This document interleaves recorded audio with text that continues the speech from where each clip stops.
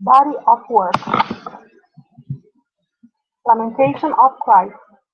Done by Giotto, it was created between 1305 and 1306. The subject matter here is the aftermath of Christ's death and the suffering his followers and friends were going through. Jesus is laying down in Maria's lap after taken down from the cross. His friends and followers mourning his death. Maria Magdalene is holding his foot, just like in the Bible story where she washed his feet. His body does not touch the ground.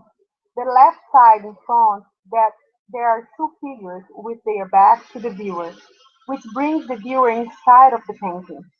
Reading it as a Western piece of art, we will be the figure in green, as objects lower in the compositional plane are read as closer to us.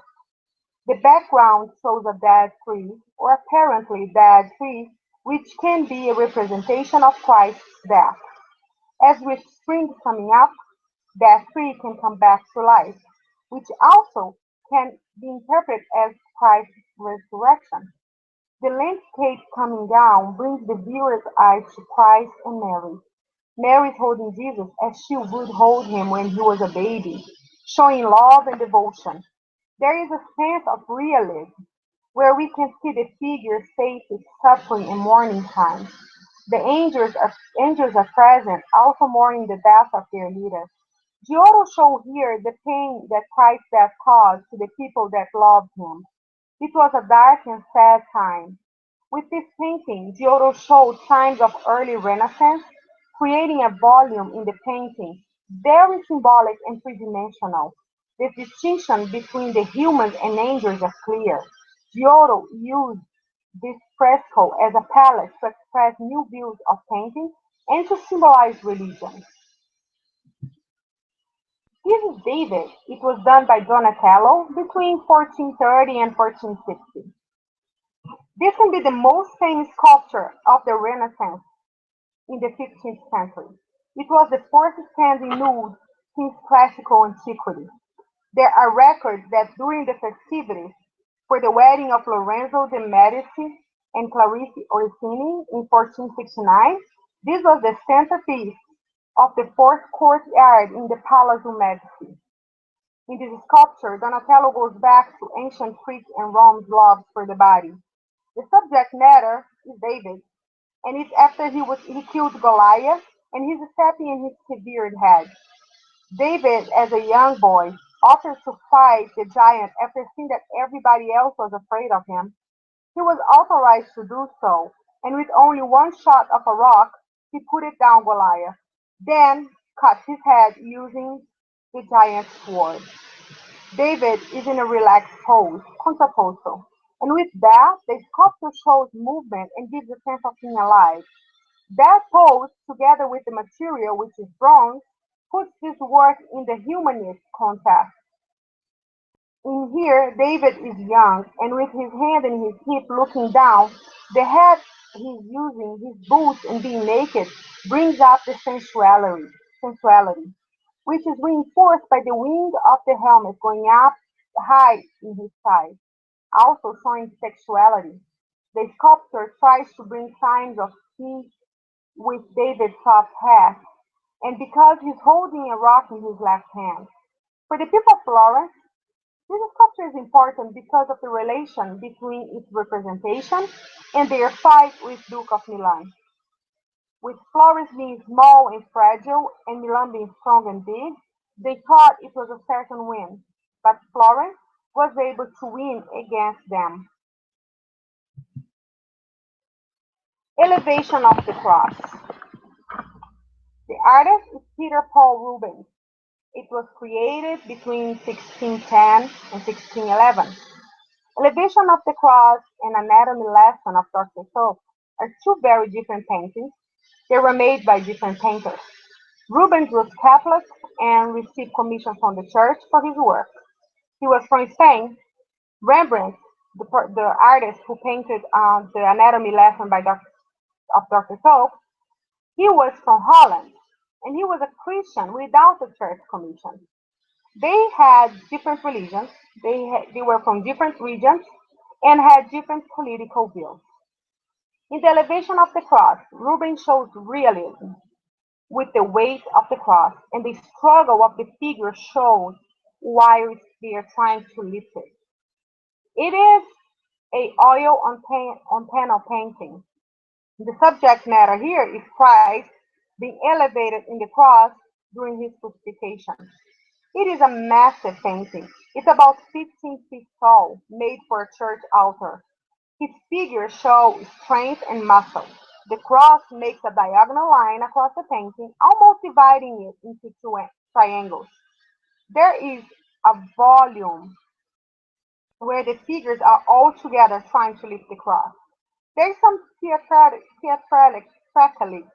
in the painting, but we can still see signs of the northern tradition with the foliage and with the dog in the corner.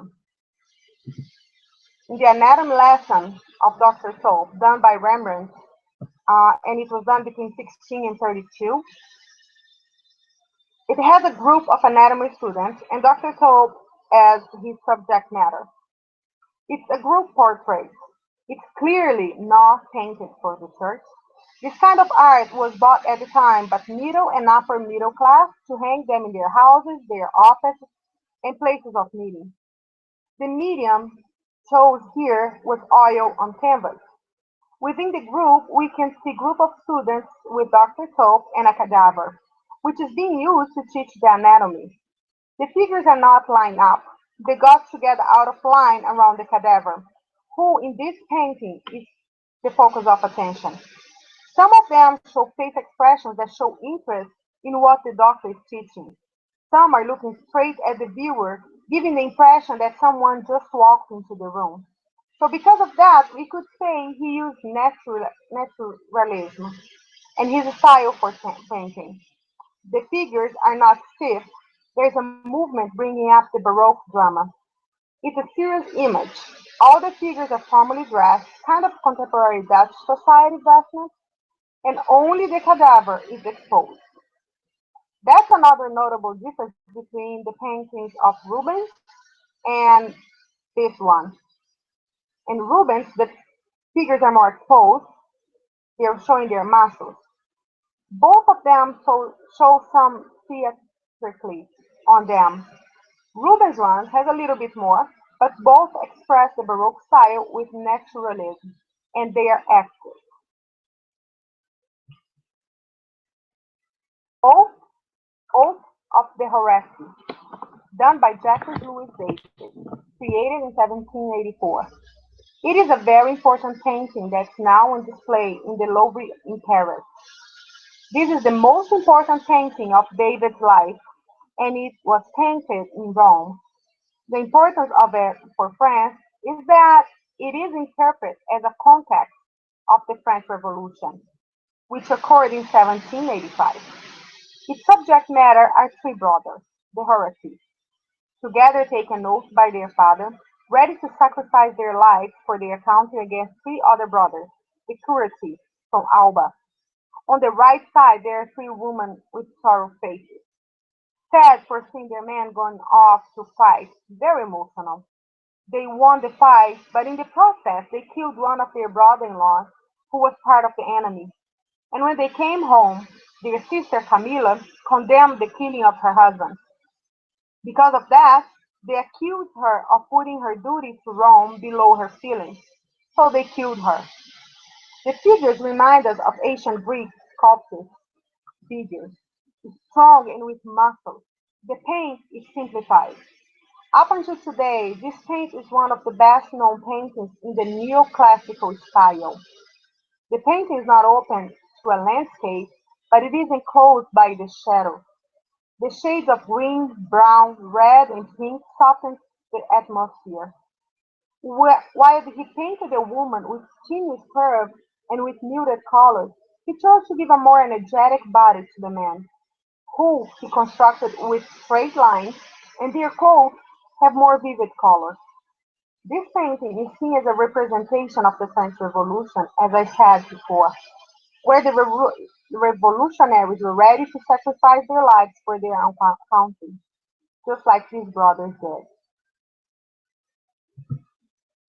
Olympia, done by Manet in 1863. Manet used Titian's Venus of Urbino as his model. Manet used a modern touch to paint this Olympia. The medium used here was oil in canvas. His subject matter is a nude woman, Olympia, laying in her bed, and her servant giving to her a bouquet of flowers that might have come from one of her clients, as Olympia was a very common name for the prostitutes at that time. Manet chose to get out of the perfectionism and idealism of Venus. He took a realism path and painted a real woman in her real apartment, confronting the 19th century Paris with its own corruption and vulgarity. In Paris, around 1863, prostitution was very popular, and it was a reason of concern for many people.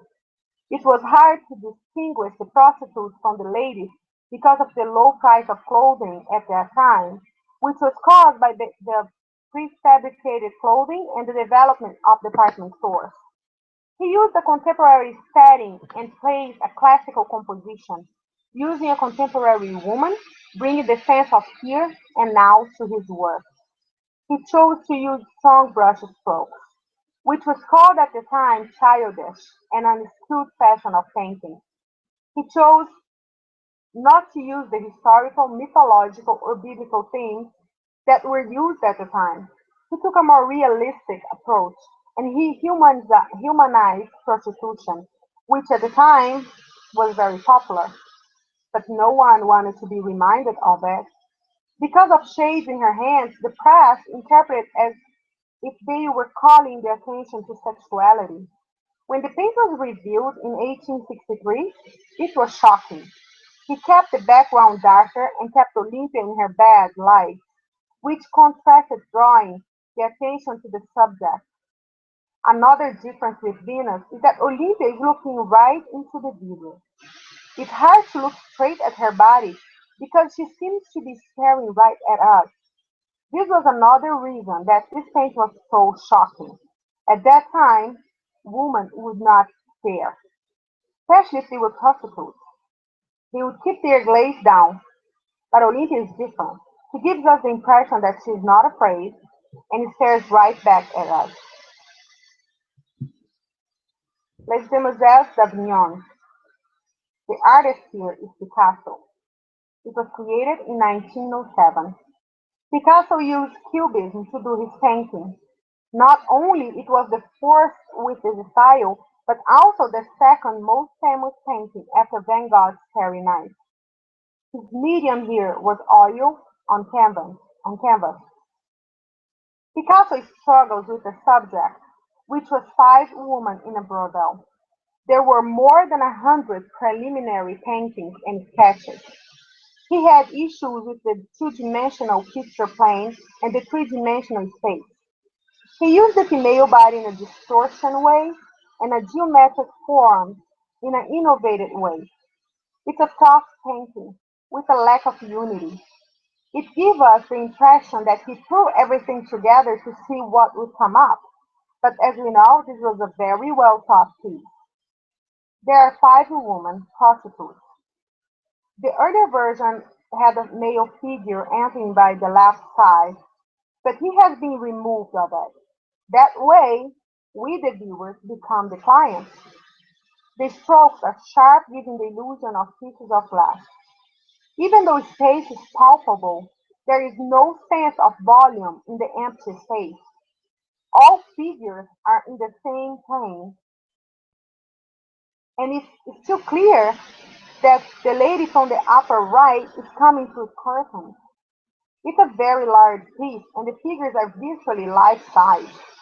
It shows Picasso's African influence on the ladies to the right, and the ones to the left are more Spain Portugal influence.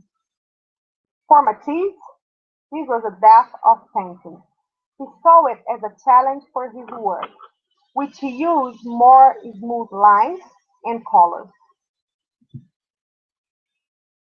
Now, comparing Olympia and Les Demoiselles d'Avignon. Olympia was done by Manet, and Les Demoiselles was done by Picasso. 44 years separate these two paintings.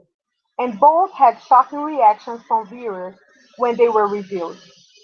Picasso innovated using cubism in his painting, with straight and sharp lines, the distortion of the female body, and the use of geometric forms. His medium of choice was oil and canvas. His painting was something new, and Matisse even said it was the death of painting. It was a very well thought painting that looks like it was all put together. But there were over 100 sketches and preliminary paintings before he got to his final one. The figure to the right show his African influence, as he was fascinated by African masks and Iberian sculptures. The ones to the right are more into the ones to the left are more into naturalism.